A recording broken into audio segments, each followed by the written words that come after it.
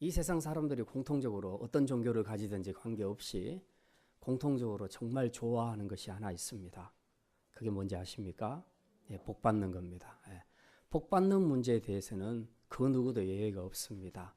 다 복 받기를 원하고 또 우리 믿는 사람들도 다 복을 받기를 원하죠. 근데 이제 안타까운 것은 복은 받고 싶어 하는데 그 복 받을 수 있는 비결을 사람들이 잘 모른다는 겁니다. 그래서 오늘은 여러분이 올 한 해 복을 많이 받으시라고 복 받는 비결을 좀 알려드리려고 생각을 합니다. 좀 귀를 기울여서 어떻게 하면 복을 좀 많이 받을 수 있을까? 오늘 여러분께서 기대하는 마음으로 함께 우리가 말씀을 들었으면 좋겠습니다. 성경에 기록된 성경 중에서 이 복이라는 단어가 제일 많이 나온 데가 신명기하고 시편입니다. 특별히 신명기에는 상당히 많은 복에 대한 언급들이 나와 있는데요. 그냥 복 받으라 하고 하나님께서 주신 말씀이 신명기가 아니고 복을 주실 때 하나님께서 어떤 동기가 있으셨다는 겁니다. 그래서 신명기 말씀을 왜 주셨는지 어떤 배경에서 주셨는지를 알면서 그 속에 담겨있는 복받는 비결을 우리가 알게 된다면 가장 건강한 신앙생활을 통해서 가장 하나님께서 약속하신 축복을 많이 받게 될 것입니다. 그래서 오늘 신명기 말씀 배경을 먼저 잠깐 말씀드리겠습니다. 신명기라는 말의 뜻은 반복된 율법이다 하는 그런 의미를 갖고 있는데 왜 반복된 율법인가? 우리가 출애굽기, 레위기, 민수기 이 세 개를 보면서 모세가 시내사에서 율법을 받은 이후로 율법에 관한 이야기들을 많이 하고 있습니다. 여기저기서 계속 제사법이나 시민법이나 여러 가지를 많이 풀어서 설명하고 있는데 오늘 신명기에서는 이걸 전부 다 요약을 했습니다. 총집결을 시켜가지고 다시 한번 풀어서 재해석을 하면서 설명을 해주고 있습니다. 그러면 왜 지금 이런 의도를 가지고 말씀을 전하는가? 이제 그 배경을 우리가 좀 알아야 되는데 지금의 상황은 이스라엘 백성들이 여러분 보실 때 이쪽이 팔레스타인 가나안 땅이고 가운데 요단강이 있고 이쪽이 지금 동편입니다. 요단강 동편 모압 평지에 있습니다. 지금 이스라엘 백성들은 여기 있어요. 여기서 이 가나안 땅을 향해서 가려면 요단강을 건너면 돼요. 요단강을 마주보고 마지막으로 모세가 이스라엘 백성들을 불러놓고 설교하는 것이 신명기입니다. 왜 마지막 설교를 하려고 생각을 하냐 하면 이제 모세는 강을 건너지 못하고 모압 평지에서 죽을 겁니다. 하나님 앞에서 그가 했던 불순종 때문에 하나님께서 여기까지 너 사역은 여기까지다. 너는 가나안 땅에는 못 들어간다. 그래서 모세는 이제 죽음을 기다리고 있습니다. 그러면서 죽기 전에 내가 이스라엘 백성들에게 정말 하나님의 말씀을 제대로 잘 전거해서 그들이 가나안 땅에 들어가서 정말 하나님의 뜻대로 잘 살도록 해야 되겠다라는 그런 생각이 있어서 설교를 하는 겁니다. 왜냐하면 출애굽 1세대는 하나님 앞에서 불순종해서 가데스 바네아에서 11일이면 가나안 땅에 들어갈 수 있는 길을 38년 동안 뺑뺑이를 돌았습니다. 그래서 이런 불순종 때문에 그들은 광야에서 38년 동안 돌다가 다 죽어버렸고요. 광야에서 태어난 2세대들만 가나안 땅에 들어가게 되지요. 그런데 염려가 되는 겁니다. 모세 입장에서는 니네 아버지들처럼 너희들도 그렇게 될까 봐 걱정된다. 그래서 내가 지금 심히 염려하는 마음으로 높아심에서 마지막으로 나는 너희들 따라 못 들어가지만 너희들 들어가게 되면 이런 어려움들이 있을 것인데 이때도 너희들이 믿음으로 살아야 된다 하는 그런 염려하는 마음에서 마지막 설교를 하는 겁니다. 그게 신명기 설교입니다. 신명기 설교는 크게 세 가지로 나눠져 있는데 1장부터 4장까지는 과거에 출애굽 이후에 이스라엘 백성들이 했던 것에 대한 회고를 하는 내용입니다. 그 다음에 이제 5장부터 26장까지는 전체적으로 가나안 땅에 들어가게 되면 너희들이 지켜서 행해야 할 일들이 되게 많다. 하나님과의 관계에서나 사람들과의 관계에서나 너희들이 택한 백성이니까 택한 백성답게 살아야 되는 여러 가지 지켜야 될 법들이 있다. 이런 것들을 잘 지켜라 하고 여러분 이번 주에 읽어보시면 굉장히 상세하게 법들을 이야기합니다. 여기는 시민법도 있고 사회법도 있고 재판법도 있고 제사법도 있고 여러 가지를 다 총망라해서 이제 쉽게 풀어서 설명을 해주고 있습니다. 이게 이제 신명기에서 제일 많은 내용을 차지하고 있고요. 마지막 세 번째 설교는 27장부터 나오는데 오늘 28장이니까 세 번째 설교에 해당되겠습니다. 요거는 앞에 했던 두 설교들을 최종적으로 요약하는 결론적인 설교라고 할 수 있습니다. 그래서 주로 축복과 저주에 대한 이야기를 하면서 너희들이 선택해야 된다. 내가 이때까지 긴 설교를 했는데 너희들이 마지막 결론은 너희들이 선택을 어떻게 하느냐에 달려있다 하는 그 내용을 강조하는 것이 이제 마지막 세 번째 설교라고 볼 수 있습니다.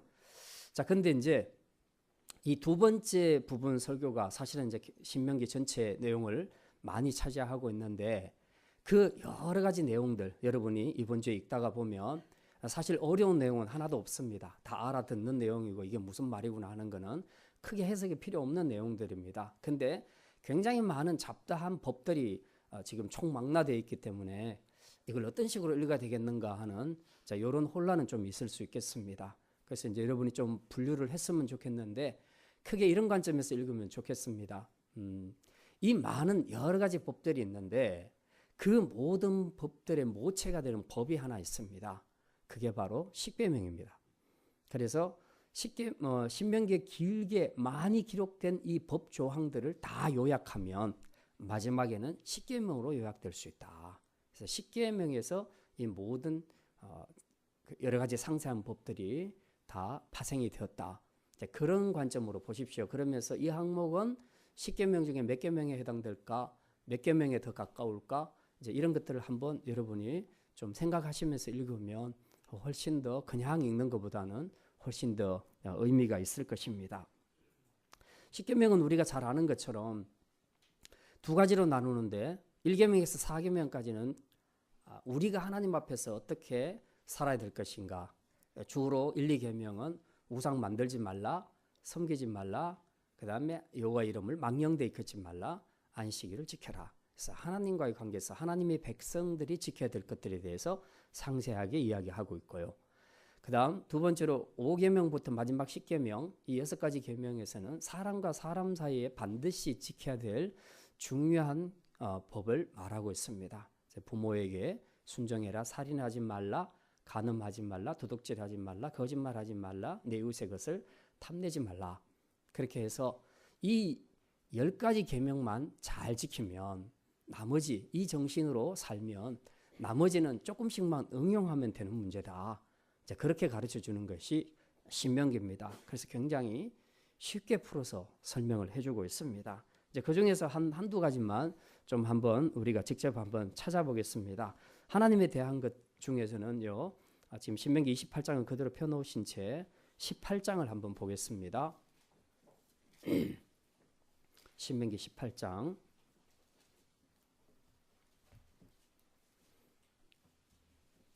가나안 땅에 들어가게 되면 이스라엘 백성들이 하나님에 대해서 반드시 지켜야 될 것이 있다. 이거 지켜라. 자, 9절부터 11절까지 우리 같이 읽겠습니다. 내 하나님 여호와께서 내게 주시는 땅에 들어가거든 너는 그 민족들의 가증한 행위를 본받지 말 것이니 그의 아들이나 딸을 불 가운데로 지나게 점쟁이나 기륭을 말하는 자나 요술하는 자나 무당이나 진언자나 신접자나 박수나 초혼자를 너희 가운데 용납하지 말라. 예. 이게 지금 전부 하나님 대신 다른 영, 다른 신, 다른 우상 섬기는 미신적인 행위 이런 것들을 하나님이 제일 싫어하신다는 겁니다. 이런 거 절대 하지 말라는 거죠. 그래서 10계명에서 1, 2계명에서 말한 것들을 아주 풀어서 가나안 땅에 들어가면 실제적으로 이런 일들이 일어날 거다. 무당들도 많고 신접자도 많고 굉장히 많을 것인데 너희들이 이 1계명, 2계명의 정신을 따라서 이런 것들을 확실하게 지키라. 그렇게 말합니다. 이제 그 외에도 보면 각종 절기를 지켜라, 11조를 해라, 제사 규례를 잘 지켜라. 이제 이렇게 이야기하고 있습니다. 그래서 하나님을 섬기는 것 예배까지 포함해서 이런 내용들이 바로 10계명에 있는 1계명에서 4계명까지의 하나님에 대해 하나님의 백성이 지켜야 될 법을 이야기합니다. 자, 그 다음에 이제 5계명부터 나머지 10계명까지는 사람이 사람에 대해서 해야 할 도리에 대해서 이야기하는데요. 예, 이것도 하나만 찾아보겠습니다. 신명기 21장입니다. 21장 18절 말씀입니다. 18절, 18절부터 21절까지요. 예, 같이 읽습니다. 사람에게 완악하고 패역한 아들이 있어 그의 아버지의 말이나 그 어머니의 말을 순종하지 아니하고 부모가 징계하여도 순종하지 아니하거든 그의 부모가 그를 끌고 성문에 이르러 그 성읍 장로들에게 나아가서 그 성읍 장로들에게 말하기를 우리의 이 자식은 완악하고 패역하여 우리 말을 듣지 아니하고 방탕하며 술에 잠긴 자라 하면 그 성읍의 모든 사람들이 그를 돌로 쳐 죽일지니 이같이 내가 너희 중에서 악을 제하라 그리하면 온 이스라엘이 듣고 두려워하리라. 아멘. 예. 이거는 10계명 중에서 몇 계명에서 나온 걸까요? 5계명에 관한 것이죠. 예. 좀 무서운 내용입니다. 그 당시에는 부모에게 대해서 이렇게 거역하고 반역하고 대들고 그러면은 동네 사람들이 모여서 돌로 쳐 죽이도록 그렇게 했다는 겁니다. 이제 우리가 부모에 대해서 자녀들이 이해할 때 꼭 알아야 될 것은 부모는 그냥 나를 낳아준 존재 정도가 아니고 하나님께서 보이는 하나님으로 대신해서 세워주신 것이 부모라는 겁니다. 그래서 자녀는 부모에 대해서 이런 영적인 질서, 권위를 확실하게 인정을 하는 것이 중요합니다. 요즘 워낙 현대 사회가 부모 섬기는 것, 또 부모에게 효도하는 것에 대해서 너무나 잘 못하고 있기 때문에 이런 글들을 읽으면 엄청난 저항감을 느낄지 몰라도 하나님께서 세워주신 권위에 대해서 거역하는 것에 대해서는 이런 자식에 대해서는 하나님이 동네 사람들을 불러서 돌로 치라 할 정도로 하나님이 이 권위를 확실하게 지키라고 말씀을 하고 있습니다. 자, 그 외에도 19장에 보면 도피성 제도라는 것이 있습니다. 사람이 살다 보면 실수로 사람을 죽일 수가 있어요. 그래서 그냥 낫지를 하는데 낫이 빠져가지고 날아가서 다른 사람, 옆에 있는 사람 여기를 찔러서 이제 급소를 맞아서 죽게 되거나 이런 일이 있을 수 있죠. 이런 경우에 보통 법에 의하면 상대 혹은 그 가족들, 피해자 가족들이 가서 그 사람을 죽일 수가 있습니다. 그런데 이거는 고의적으로 그렇게 한 것이 아니기 때문에 이런 사람들은 재빨리 그 상황에서 일단 죽은 것이 확인되면 그 가족들이 알고 자기를 죽이러 오기 전에, 복수하기 전에 빨리 가까운 도피성으로 갑니다. 그래서 거기에 있는 제사장에게 자기의 사정을 다 하려면 일단 피하게 해줍니다. 그리고 거기서 다시 한번 재판이 벌어지게 돼서 정당한 재판을 받을 수 있도록 하는 이런 제도입니다. 요거는 몇 계명과 관련이 있을까요? 그렇죠. 살인하지 말라. 예, 살인하지 말라. 이 6계명과 관련이 되죠. 이런 식으로 해서 하나하나 신명기를 읽어보시면 다 10계명에서 파생된 것이다 하는 것을 우리가 알 수 있습니다. 이제 결국은 어떤 법령이든 간에 다 뽑아내 보면 이 10계명과 다 연관이 되는 것인데요.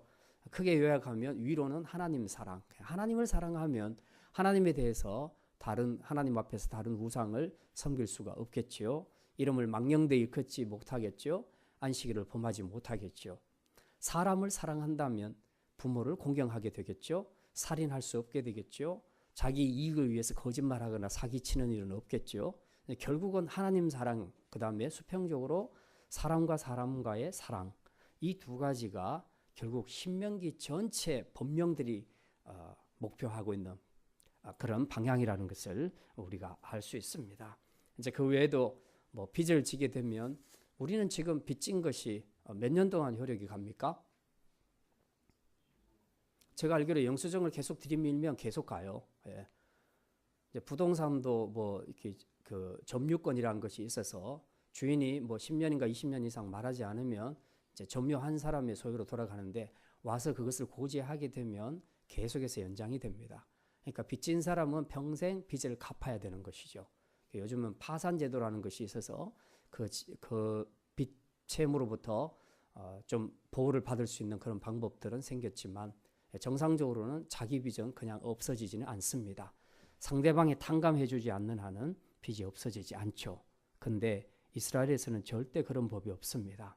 아무리 많은 빚을 졌어도 7년이 지나면 그것을 다 변제해 주게 되어 있습니다. 면제를 해준다는 것입니다.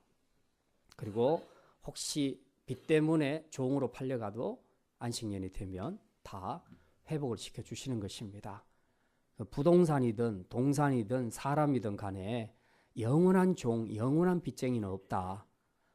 다 하나님의 사랑하는 백성이기 때문에 그냥 6, 7년 정도는 고생을 하더라도 그 이상은 그렇게 해서는 안 된다 하는 것입니다. 이게 하나님의 뜻인데 사람과 사람 사이에 서로 형제다.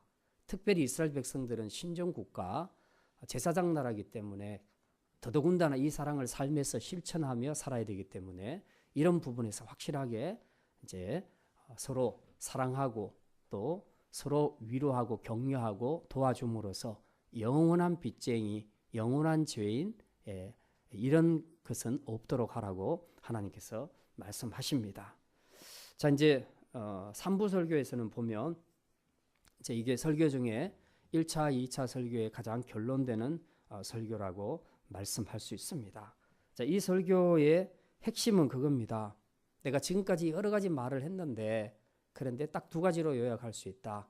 너희들이 말씀에 순종하면 복 받을 거다. 너희들이 말씀에 순종하지 않으면 저주를 받을 거다. 모세의 마지막 멘트는 바로 이거였습니다. 이 설교를 다 하고 난 이후에 이제 모세는 자기 후계자로 여호수아를 세우고 그리고 느보산에 올라가서 거기서 조용히 숨을 거두게 됩니다. 이렇게 해서 이제 신명기는 끝나게 되죠. 그 이후에는 여호수아로 이어지는 그런 후계자 여호수아로 이어지는 여호수아서를 우리가 또 보게 될 것입니다. 자, 오늘 신명기 말씀의 최종 결론은 뭐냐? 그건 바로 우리가 복 받는 비결입니다. 어떻게 하면 복을 받을 것인가? 복 받는 비결을 말하고 있는데요. 자, 이 복과 저주에 관한 이 모세의 설교에서 나타나는 중요한 교훈 두 가지만 살펴보고 마치겠습니다. 첫째는 복은 하나님의 말씀을 듣는 데서 시작합니다. 한번 따라합시다. 복은 하나님의 말씀을 듣는 데서 시작합니다. 1절 말씀, 28장 1절 말씀 우리 같이 읽겠습니다. 내가 내 하나님 여호와의 말씀을 삼가 듣고 거기까지요. 네가 내 하나님 여호와의 말씀을 삼가 듣고 일단 듣는 것에 대해서 이야기합니다. 우리 그리스도인들이 신앙생활을 하는데 가장 첫걸음은요. 말씀을 듣는 데서 시작합니다. 왜냐하면 믿음은 들음에서 난다 그랬습니다. 여러분이 복음을 듣지 않고 예수님에 대해서 듣지 않았는데 예수를 어떻게 믿을 수 있겠습니까? 그건 정말 기적 같은 경우를 제외하고는 정상적으로는 믿을 수가 없습니다. 누군가를 통해서 예수님에 대한 얘기를 들었고 성경에 대한 얘기를 들어서 그 다음에 내가 그것이 믿어질 때에 우리가 신앙인으로 생활을 할 수 있게 되는 것이죠. 그런데 이 단순한 복음뿐만 아니라 이제 교회 생활을 하면서 점점 설교를 통해서 성경 공부를 통해서 성경에 대한 많은 지식들을 가지게 됩니다. 첫째는 하나님에 대해서 많이 알게 됩니다. 하나님이 어떤 분이신지, 하나님이 무슨 일을 어떻게 하셨는지, 또 하나님이 우리에게 원하시는 것은 무엇인지 이런 것들이 성경에 자세히 기록되어 있기 때문에 그걸 알면 우리의 신앙생활이 방향을 잘 잡을 수가 있습니다. 그런데 만약에 우리가 이 말씀을 알지 못하고 그냥 교회만 왔다 갔다 하게 되면 자기 열심으로 하나님을 섬긴다 해도 어떤 경우에는 자기 열심이 오히려 하나님의 일을 방해하는 그런 역할을 할 수도 있다는 것입니다. 그래서 말씀을 잘 듣는 것은 굉장히 중요하다. 우선은 뭘 알아야 될 거 아닙니까? 교회 오래 다녀도 말씀에 대해서 너무 모르시는 분들은 신앙생활을 하는 데 있어서 사실 문제가 생기면 거의 다 넘어집니다. 그리고 그런 사람이 뭔가 열심히 일을 하기 시작하면 훨씬 더 문제가 생기는 경우들이 굉장히 많습니다. 그래서 기본을 우리가 알아야 됩니다. 복음의 기초도 알아야 되고 그리고 이제 하나님의 하신 일들, 하나님의 성품, 또 하나님의 뜻 이런 것들을 우리가 잘 알아서 이제 아는 대로 그 다음에 우리가 순종하고 나가면 분명히 우리의 믿음이 성장하게 되는 그런 일이 일어납니다. 우리가 말씀은 우리의 신앙생활에 있어서 이정표와 같습니다. 대전에 있는 사람이 서울에 가려고 운전을 시작을 했는데 고속도로 이정표를 잘못 보고 이렇게 한 바퀴 돌아서 서울 쪽으로 가야 되는데 한 바퀴 돌다가 잘못 봐서 부산 쪽으로 가버렸다. 그러면 그 다음부터 열심히 밟고 운전한 만큼 그 사람은 손해보는 겁니다. 그러니까 열심히 하는 것이 중요한 것이 아니고 방향 설정이 중요하다. 그런데 신앙생활에 있어서 이 방향 설정을 하는 기준이 뭐냐? 하나님의 말씀이라는 겁니다. 자기 생각, 자기 판단, 느낌 이런 것은 중요하지 않습니다. 중요한 것은 객관적으로 하나님이 뭘 말씀하셨는가 하는 것들을 내가 확실하게 알 때 그것이 이정표가 되어서 그것만 따라가게 되면 최소한 70에서 80% 이상은 성공을 할 수 있다는 겁니다.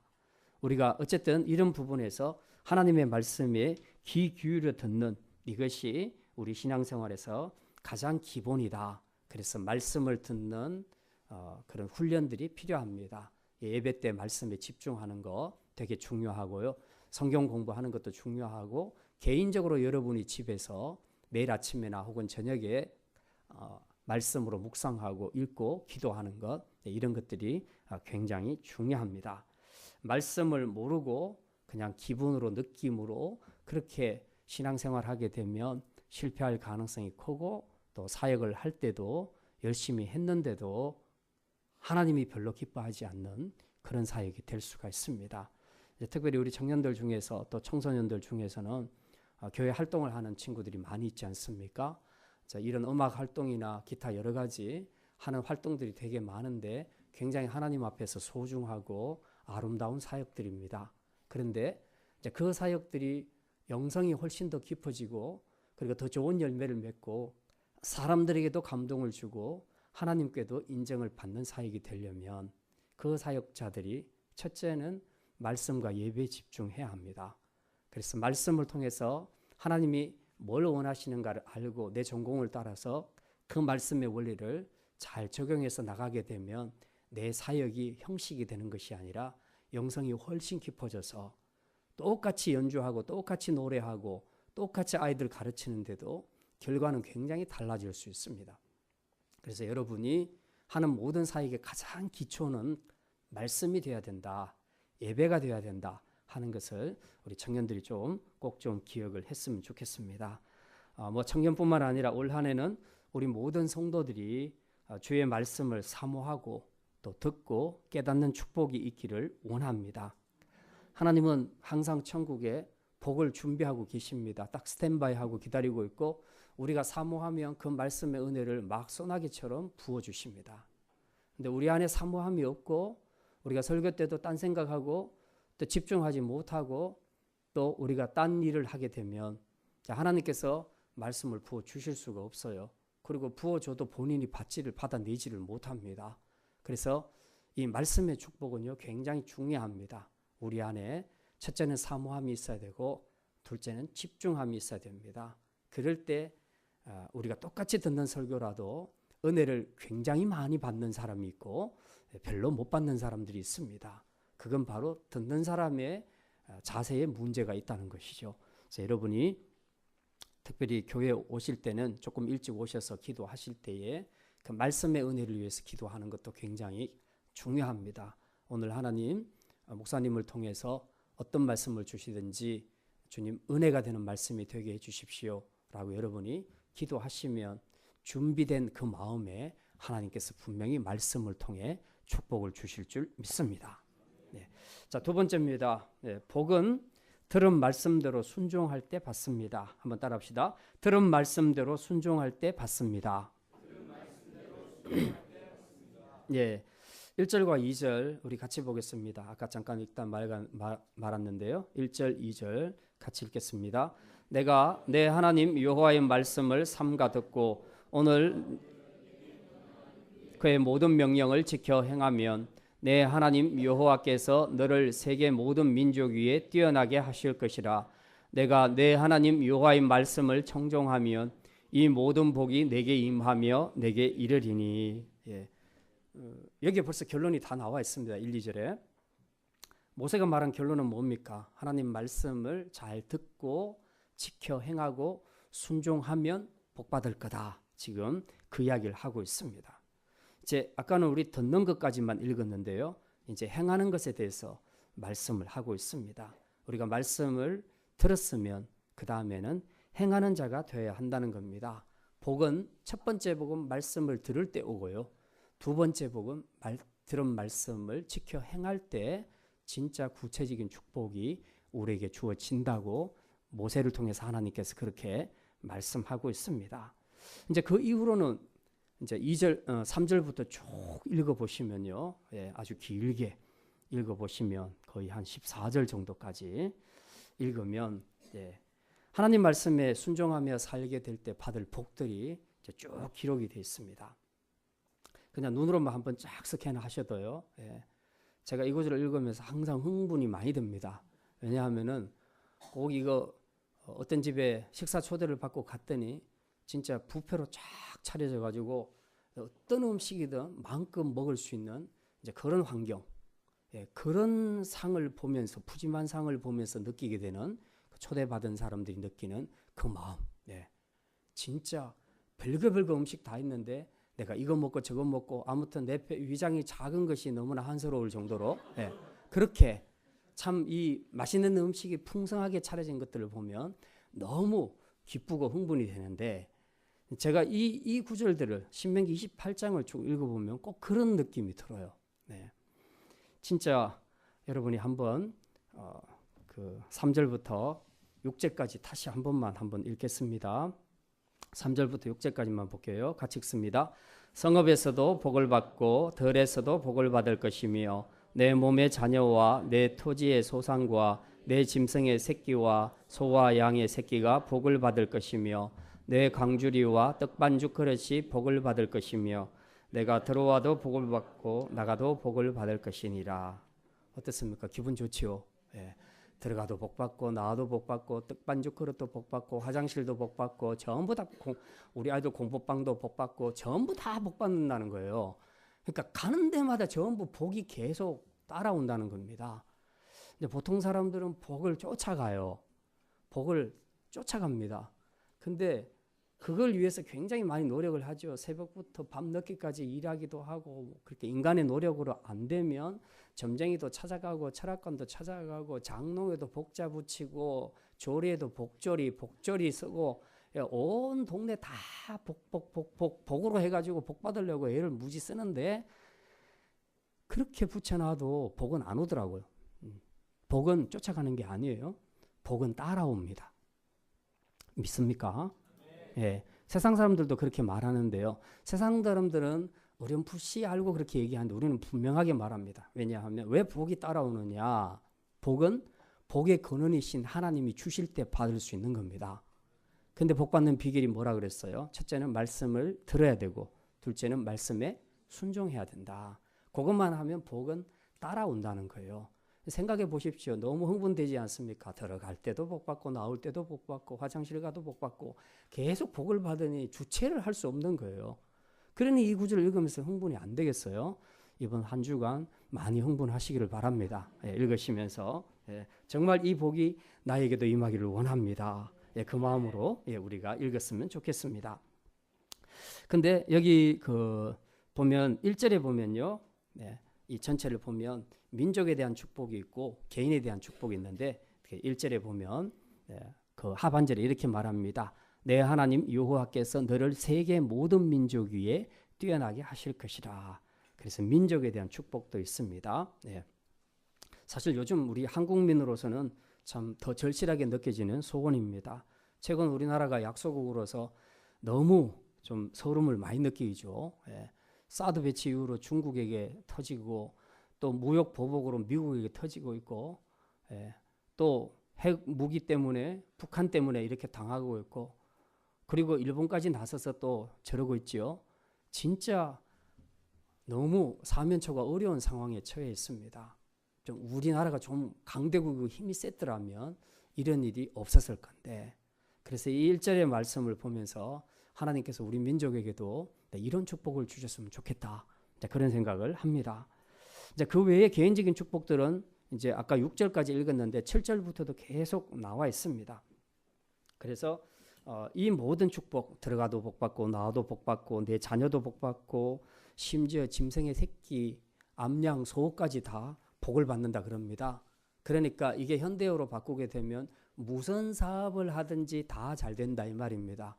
여러분 좋아하시는 만사형통, 만사형통, 이제 그 복을 이야기하고 있습니다. 그러니 흥분되지 않을 수가 없죠.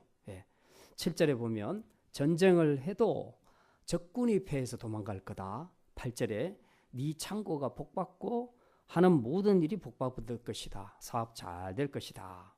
9절에 너를 여호와의 거룩한 백성으로 삼을 것이다. 10절 열방이 여호와의 이름 때문에 너희를 두려워할 것이다. 즉 하나님께서 우리의 든든한 백이 되어 주시겠다. 12절 때를 따라 비를 내려주셔서 네가 부자가 되어 많은 민족에게 구워줄 것이다. 그러니까 살면서 자꾸 빌리는 사람보다는 구워주는 사람이 복받은 사람 아닙니까? 그만큼 여유가 있다는 뜻이니까 이제 너희들이 복을 하도 많이 받아서 다른 사람들에게 구워주는 여유 있는 사람이 될 것이다. 13절에 너를 머리가 되게 하고 꼬리가 되지 않게 하실 것이다. 어릴 때 저희 어머님이 새벽기도 갔다 오면 저희들은 다 자고 있는데요. 항상 아들들 머리에 손을 얹고 기도를 해주셨는데 그 기도 내용에 제가 지금도 잊지 못하는 것이 이 구절이었어요. 이게 어디 있나 하고 봤더니 신명기에 있는 이 구절이었어요. 13절 우리 아들이 머리가 되게 하시고 꼬리가 되지 않게 하시고 항상 그러더라고요. 그래서 도대체 무슨 머리가 되라는 건가 이제 그렇게 생각했는데 이 구절이 여기 그대로 있더라고요. 보니까 이건 뭐 결국 높은 자리 명예 권력 뭐 이제 이런 것들을 이야기하겠죠. 아무튼 다른 사람들에게 밟히고 또 열등감 느끼고 비웃음을 사는 그런 사람이 아니라 모든 사람이 우러러보는 그런 자리에 있게 될 것이다. 이제 이런 내용을 이야기하고 있습니다. 여러분 여기 기록된 이 항목들을 보시면서 어떤 축복이 제일 여러분 마음에 소원이 됩니까? 생각하시면 이상한 거예요. 전부 다라고 말씀하셔야 돼요. 전부 다 주어지기를 주님의 이름으로 축복합니다. 네. 자, 근데 이제 저는 이게 그 4절과 6절 말씀, 4절부터 6절까지 아까 우리가 읽었는데요. 이거 보면서 복은 정말 우리가 따라다녀서 얻을 것이 아니고 그냥 복은 따라오는구나. 근데 우리 그리스도인들은 이미 절반 이상은 성공했다. 왜? 복의 근원이신 하나님을 우리의 하나님, 우리의 주인으로 믿고 있기 때문입니다. 이제 남은 것은 말씀을 듣고 순종하는 이것만 남아있는 거예요. 그렇기 때문에 우리는 불신자들보다 훨씬 유리한 위치에 있다는 것입니다. 근데 우리가 이 복의 근원이신 하나님과 그 하나님 앞에서 우리가 복받는 비결에 대해서는 분명히 두 가지를 말씀을 하셨는데 이제 이 부분에 대해서 조금 더 구체적으로 한번 생각을 해봤으면 좋겠습니다. 1절, 2절 길게 나와 있지만요. 네, 제가 보기에는 이렇게 나눌 수가 있습니다. 네가 여호와의 말씀을 삼가 듣고 오늘 네게 명령하는 모든 명령을 지켜 행하면 여기까지. 영어에서는 if절이라고 얘기합니다. 네, 조건절이라고 얘기하죠. 그 뒤에 내 하나님 여호와께서 너를 세계 모든 민족 위에 뛰어나게 하실 것이라 귀결절입니다. 2절도 마찬가지입니다. 내가 내 하나님 여호와의 말씀을 청종하면 여기가 if절입니다. 조건절입니다. 이 모든 것이 내게 임하며 내게 이르리니 여기 귀결절입니다. 영어의 if절 여러분이 배우셨죠? if절 조건이 갖추어지면 귀결절의 그 결과가 이루어진다는 것입니다. 그러니까 많은 사람들은 오늘날 우리 그리스도인들도 마찬가지인데 if절은 신경을 안 써요. 귀결절만 주목을 하고 있습니다. 무슨 복을 받을 것인가? 건강의 축복, 재물의 축복, 명예의 축복, 권력의 축복. 그래서 예수 믿으면 이 복 받는 이것만 계속 생각을 하고 있습니다. 귀결절만 보고 있는 거예요. 그런 사람들은 영어를 못해요. 영어에서 중요한 게 if절이 조건이 맞춰져야 되는 거예요. 네가 이번에 100점 맞으면 내 컴퓨터 하나 사줄게 했을 때 100점 맞아야 컴퓨터를 가져갈 수 있는 거예요. 근데 100점도 안 맞고 아빠 컴퓨터 사준다고 했잖아. 그렇게 말하면 진짜 이게 문제가 되는 거죠. 하나님 앞에서 우리가 이 if절 주님께서 우리에게 주신 이 if절이 굉장히 중요하다는 겁니다. 사실 우리가 주목해야 될 것은 이 구절에 주목을 해야 돼요. 내가 정말 복받을 만한 조건이 되어 있는가?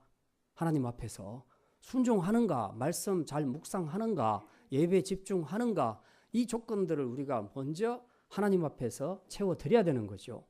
이게 돼야 그 다음에 내가 거기에 약속된 복을 받을 것인가 안 받을 것인가를 따져야 되는데 그런 거 앞에 건 하나도 안 하고 뒤에 것만 계속 신경 쓰는 겁니다.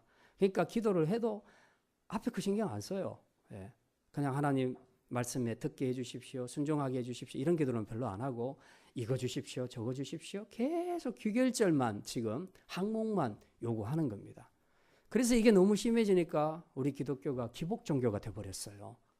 이게 샤머니즘이나 다른 일반 종교들하고 무슨 차이가 있습니까? 똑같지 않습니까? 복만 구하는 기복주의 신앙.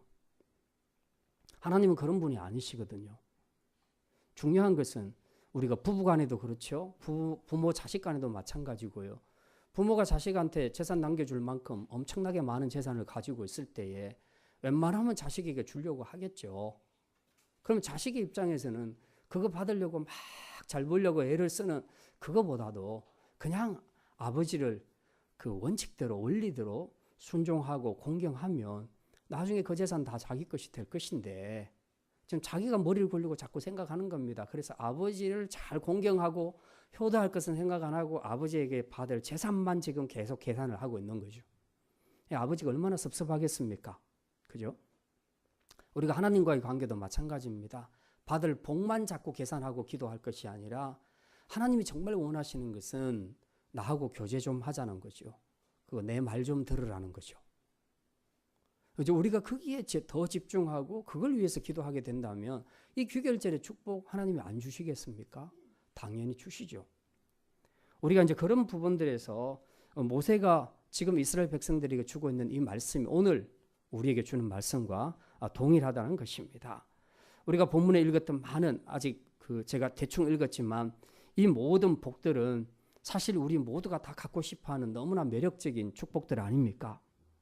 근데 이런 복들이 그냥 주어지는 것이 아니다.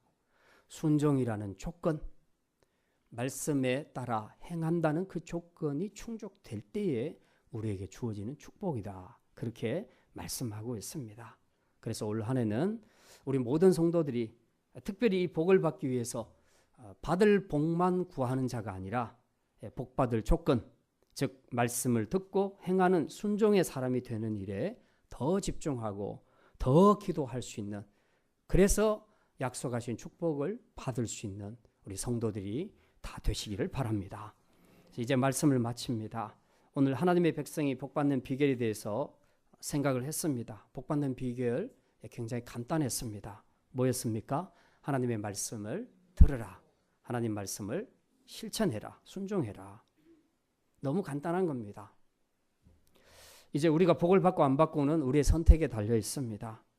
바라기는 우리 모든 성도들이 좀 더 이제 말씀을 듣기 위해서 올 한 해 집중하시고 말씀의 자리, 예배의 자리로 나올 수 있도록 결단하시고 또 개인적으로도 여러분이 경건의 시간을 통해서 말씀으로 주님과 교제할 수 있기를 바랍니다. 그래서 올 한 해는 하나님의 말씀을 듣는 일에 여러분이 결단하시고 또 듣고 나눈 그 말씀을 실천하는 일에 힘써서 이제 하나님께서 약속하신 이 풍성한 축복들이 여러분의 가정과 직장과 사업과 삶의 모든 현장 가운데 풍성하게 나타날 수 있기를 주님의 이름으로 축원합니다. 기도합니다. 하나님, 세상 모든 사람들이 다 복을 받기를 원하지만 정작 복받는 비결을 알지를 못합니다. 복의 근원 되시는 하나님을 사랑함으로 그 말씀을 듣고 행할 때에 약속하신 모든 복은 누릴 수 있을 것이라고 하나님은 모세를 통해서 말씀해 주셨습니다.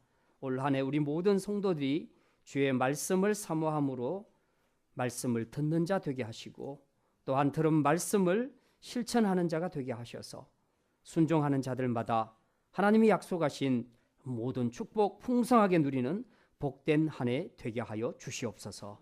감사드리며 모든 말씀 우리 주 예수 그리스도의 이름으로 기도드립니다.